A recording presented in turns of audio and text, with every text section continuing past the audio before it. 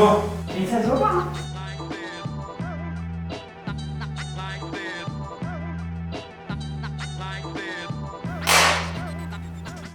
Bienvenue Christophe, Merci beaucoup. bonjour à tous, merci de nous suivre Bonjour. dans une nouvelle librairie. Alors Christophe, tu es journaliste, écrivain, c'est pour ça que tu es là aujourd'hui, conférent, Historien. historien, acteur, comédien à tes heures Alors ça, perdues. c'est quand même une vie antérieure, hein. C'est quand Ah même, oui, je, mais, je l'ai été, je dirais, hein, beaucoup plus jeune, on va dire. mais tu es effectivement là aujourd'hui pour ton rôle d'écrivain et pour nous parler de cet ouvrage qui est Nouvelle histoire de l'ultra-gauche, Mais oui. qui est bien ancré dans notre contexte actuel et dans notre société. Donc, je te laisse nous le présenter dans un premier temps. Bah, Merci. ce projet de livre, c'est un livre historique pour essayer de comprendre quelque chose dans le fatras, dans le désordre général dans lequel on est aujourd'hui, où plus personne ne comprend rien. On va parler des ultras à tout bout de champ et pour tout et rien. Maintenant, tu sais qu'il y a des ultras du PSG, des ultras de l'OM, il y a l'ultra droite, l'ultra gauche, tout ça est bien compliqué. Et moi, j'ai voulu expliquer d'où tout cela venait. Alors, c'est vrai qu'il y a et c'est l'objet de mon livre aujourd'hui, dans toutes les manifestations des violences qui sont souvent commises par ceux qu'on appelle les Black Blocs. Et je me suis intéressé à ces personnages simplement pour essayer de comprendre d'où ils provenaient. Et j'ai découvert, pour résumer les choses, que ces gens qui pourraient passer pour des casseurs sans cervelle sont en réalité les héritiers d'une riche histoire qui, elle, plonge ses racines dans toute une contre-culture au XXe siècle. Et en fait, j'ai mis en lumière cette riche contre-culture. Le paradoxe, c'est ça. C'est que de grands penseurs comme Guy Debord, Cornelius Castoriadis, Claude Lefort ou beaucoup d'autres ont finalement été les inspirateurs de toute une généalogie de groupes qui aujourd'hui fourbissent les rangs de l'écologisme radical ou encore des fameux Black Blocs qui défraient la chronique. Et c'est vrai qu'aujourd'hui, on est un petit peu noyé dans toutes les informations qui les concernent. On est alimenté aux infos par tous les différents mouvements. Donc, ça semble assez actuel, mais finalement, est-ce qu'il y a une période un peu où ça s'est réellement créé? Parce que j'imagine que ça date pas des Gilets jaunes d'il y a 2, 3 Oh ans. non, non, tout ça est très ancien. En réalité, les gens qui s'imaginent que tous ces phénomènes sont nouveaux n'ont aucune mémoire et ne connaissent pas l'histoire. Non, non, le courant ultra-gauche, ça démarre à peu près à l'époque de la Révolution d'octobre, hein, Mhm. précisément en 1920, quand des gens vont critiquer la Russie de Lénine en disant Lénine n'est plus assez à gauche. Donc, vous voyez, donc voilà, et ils vont proposer une alternative. Et en fait, c'est ce que je décris dans mon livre, La nouvelle histoire de l'ultra-gauche. C'est véritablement des courants peu connus, méconnus. C'est une espèce de contre-culture souterraine qui traverse tout le XXe siècle et qui nourrit le XXe siècle avec des idées passionnantes, toute une révolution de l'esprit que j'ai voulu mettre en avant. Et le paradoxe, c'est que aujourd'hui, on n'en connaît qu'une poignée de casseurs, alors que Ouais. c'est beaucoup plus riche que ça. Et j'ai voulu, en quelque sorte, expliquer ça. Tu sais, je suis un spécialiste des mouvements extrémistes au sens large du terme, minoritaires, extrémistes de droite comme de gauche. C'est à ce titre que j'interviens à l'APM, puisque j'interviens sur plusieurs thèmes, les signaux faibles, mais aussi les risques de crise sociale. Et les extrémistes sont à la manœuvre, évidemment, en cas de tumulte social. Avec ce titre, l'ultra-gauche, je vais te poser une question qu'on doit te poser très souvent. Est-ce qu'on peut associer ultra-gauche à extrême-gauche? Alors, c'est deux choses différentes. Évidemment, il faut être un peu un spécialiste pour comprendre ça, mais comme aujourd'hui on mélange tout, on a tendance à tout mélanger. En fait, l'ultra-gauche est un courant dans l'extrême-gauche. D'accord. L'extrême-gauche, c'est un certain nombre de courants politiques de toutes sortes, et l'ultra-gauche, c'est un courant marxiste anti-autoritaire. J'insiste sur le fait qu'il est anti-autoritaire et qui a critiqué tout au long du XXe siècle les régimes totalitaires qui étaient mis en place par l'extrême gauche traditionnelle, la Russie, la Chine, Mhm. Cuba, l'ultra-gauche, ce sont des gens qui ont toujours été critiques. C'est presque ce qui, moi, m'intéresse à titre personnel là-dedans, c'est que c'est comme une critique de gauche de la gauche. C'est schizophrénique un petit peu. Oui, un petit peu. Voilà, il y a de ça, effectivement. Mais c'est l'idée des gens qui finalement disent la gauche part dans des délires tiers-mondistes ou des délires, alors qu'elle ferait mieux de rester fidèle à ses valeurs de base. En gros, c'est ça.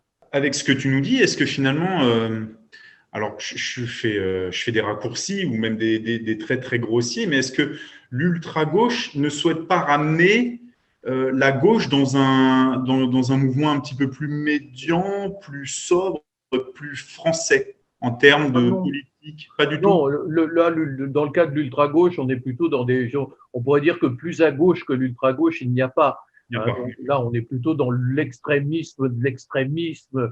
Mais ce que j'ai observé, et c'est d'ailleurs une des choses dont je témoigne dans des rencontres, certaines rencontres que je fais à l'APM, c'est le fait que tous ces groupes, si tu veux, sont très paradoxaux parce que politiquement, ils sont nocifs au fond, ils sont nuisibles, dangereux, intolérants, enfin, il n'y a qu'à voir leur casque, leur tête, ils sont vraiment pas sympathiques du tout.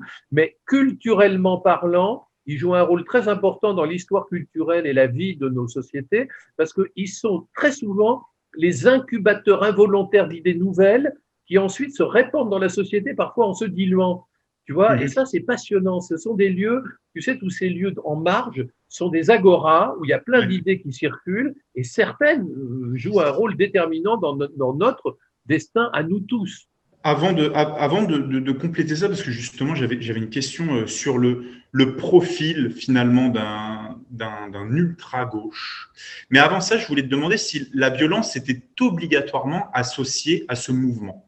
Oui, disons que tu sais, tous les mouvements extrémistes sont violents par nature, puisqu'ils prônent tous un changement. Si tu veux, ce qui distingue l'extrémisme du modéré, c'est le fait que l'extrémisme lutte pour un changement radical de société et il veut y parvenir par la violence. À partir du moment où il veut y parvenir par la violence, en dehors de la voie électorale, forcément, c'est toujours violent. Et l'ultra-gauche s'insère là-dedans. Mais après, ce qu'il faut voir, c'est tout le monde n'est pas violent dans ces groupes-là. C'est-à-dire qu'il y a quelques éléments violents, et puis il y a ceux qui pensent que ce serait bien que le prolétariat prenne le pouvoir par lui-même, etc. Mais au fond, ils se contentent de faire des manifestes et de voilà. On a vu aux infos, encore une fois, les Black Blocs, parfois, on divulgue en gros leur catégorie socio-professionnelle. Et ça peut être parfois très surprenant parce qu'on se dit ça colle pas. Est-ce qu'il y a finalement un profil type ou c'est une autre question que je te pose et je pense qu'on te l'a aussi encore posé. Est-ce que finalement c'est un mouvement un peu encarté comme un mouvement politique, une identité politique, ou est-ce que c'est une espèce de groupe où n'importe qui peut rentrer finalement sans grosse conviction? Alors c'est plus compliqué que ça. Disons que les Black Blocs n'existent pas en tant que groupe parce que le Black Bloc, c'est une stratégie de guérilla urbaine qui consiste à se mettre en bloc noir pour affronter la police ou tout casser, etc.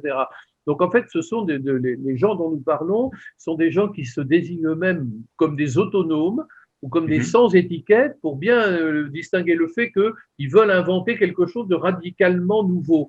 Donc, si tu veux, on est là dans une forme d'organisation fédérative, anti-autoritaire, sans structuration en réalité. C'est pour ça que c'est très difficile pour la police de les identifier parce que c'est des gens trop larges.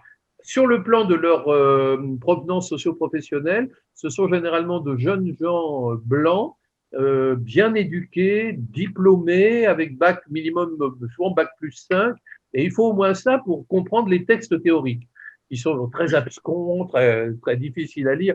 Donc, c'est des gens qui veulent sauver le prolétariat, mais qui viennent de la bourgeoisie, en fin de compte. C'est encore une fois très… C'est souvent le cas. Et donc, on a compris que c'était finalement, c'est limite un exutoire, j'ai envie de dire. Dès qu'on est contrarié de quelque chose, est-ce qu'on peut très bien se dire, j'utilise la violence, je sors.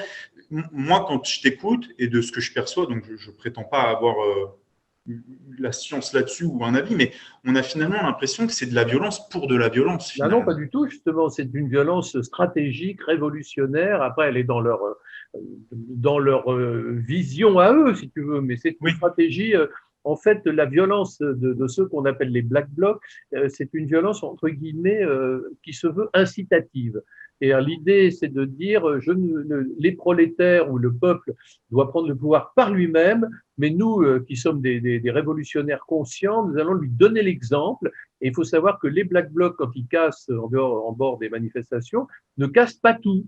Ils vont aller casser, alors la Banque de France, parce que c'est un symbole de l'État, ils vont aller casser le concessionnaire Porsche parce que c'est des voitures de luxe, mais ils vont pas taper sur le petit bureau de tabac, ils vont pas casser la petite librairie, ni le petit épicier. Enfin, il faut une espèce de tri comme ça. Il s'agit de frapper concrètement des symboles de l'État ou de l'oppression. C'est ça leur stratégie, et ils espèrent que les travailleurs vont prendre le relais. Et c'est arrivé récemment avec les Gilets jaunes, où une partie des Gilets jaunes, effectivement, les a suivis en cassant le Fouquet's, par exemple, ou l'Arc de Triomphe. Donc là, on est plutôt dans le côté extérieur, très visible, donc la rue.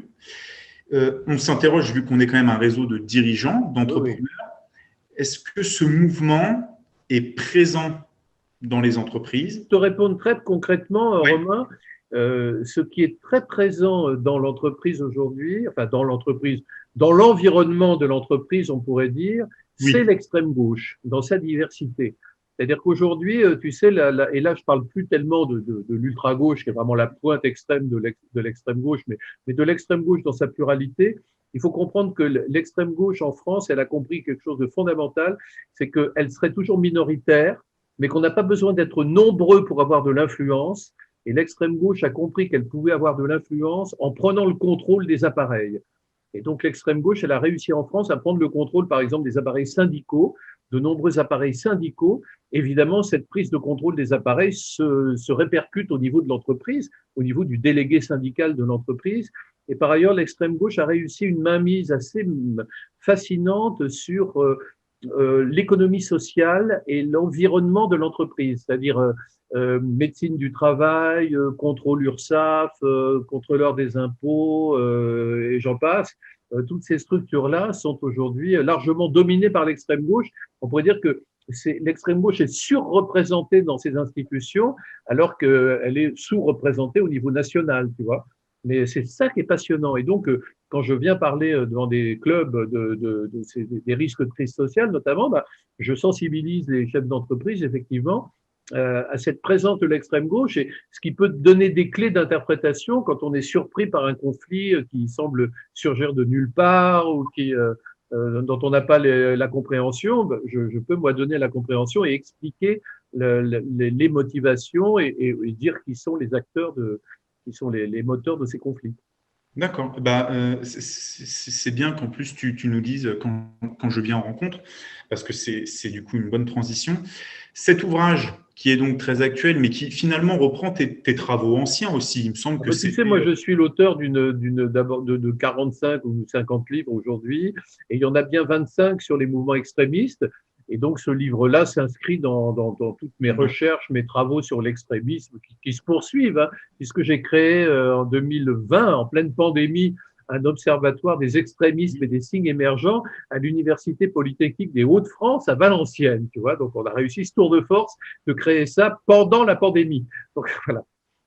Et c'est parfait. Du coup, quelle est la valeur ajoutée donc de celui-ci, mais de tous tes travaux sur tes propos que tu amènes en rencontre? Est-ce que c'est complémentaire? Est-ce que ça permet d'aller beaucoup plus en profondeur? Oui, c'est ça complète. C'est ça. Mes livres complètent les propos que je tiens. Si tu veux, moi, quand je viens en rencontre, j'en fais 2 rencontres à l'APM. Je fais une rencontre sur les signaux faibles en montrant comment les mouvements extrémistes sont des incubateurs involontaires d'idées nouvelles. Et puis, je fais une autre rencontre plus technique ou plus d'actualité sur les risques de crise sociale. Donc, je m'adapte évidemment à mon public, hein. Donc, je m'adapte aux adhérents de l'APM et j'en parle principalement de l'entreprise, des syndicats, etc. Ou pas d'ailleurs, parce qu'il n'y a pas que les syndicats, on parle de tous ces sujets-là. Mais c'est vrai que mes livres permettent de donner une ouverture, d'approfondir. C'est-à-dire que, par exemple, quand je parle des risques de crise sociale, j'effleure le sujet de la violence urbaine et des Black Blocs, parce qu'il y a beaucoup d'entreprises qui sont touchées, notamment en Bretagne, à Rennes, à Nantes, etc. Et là, ça permet évidemment d'avoir un regard plus profond. Je recommanderais ça. L'idée, pour moi, l'idée des rencontres que je fais à l'APM, c'est toujours la même idée. C'est l'idée de permettre aux chefs d'entreprise d'acquérir un surcroît de lucidité, c'est-à-dire de décrypter l'époque, de comprendre ce qui se passe, de comprendre où on va. dans le cas de la rencontre sur les signaux faibles, à quoi ressemblera le monde de demain, et l'idée aussi de mieux comprendre qu'est-ce qui fait qu'un mouvement social va démarrer, qu'est-ce qui fait qu'un mouvement social fonctionne, qu'est-ce qui caractérise les mouvements sociaux du 21e siècle, par exemple, que penser des gilets jaunes, des bonnets rouges, enfin, ou d'autres mouvements de ce siècle nouveau. C'est vraiment ce travail de décryptage que je fais avec eux, les rendre plus lucides. Et après, du coup, est-ce que ça tend à prendre encore plus de place dans notre société? Est-ce que c'est cyclique? Est-ce qu'un autre mouvement que tu as peut-être, toi, identifié va prendre le pas?